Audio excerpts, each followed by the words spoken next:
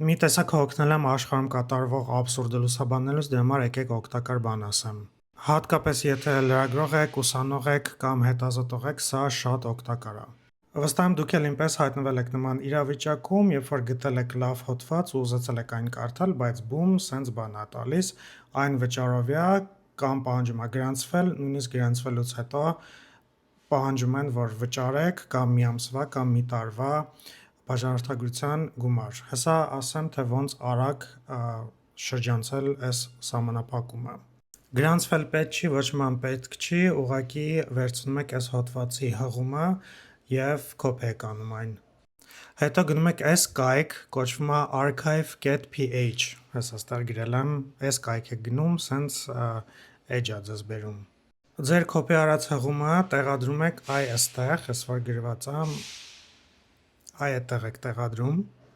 ու սխմում եք save։ Հետո ձեզ տալիս է սա, եթե ձեր ուզած հոդվածը էլի ինչ-որ մեկը save է արել, սենց բան կտեսնեք, եթե չէ, սենց բան չեք տեսնի, միանգամից ձեզ ցույց կտա հոդվածը։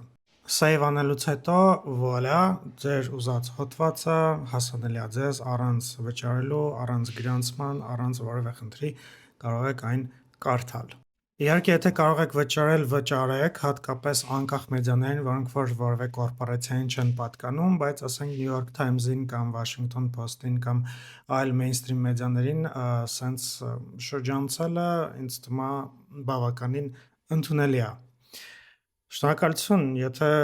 հավանեցիք, լայքեք, տարածեք, բաժանորդագրվեք, այսքանը։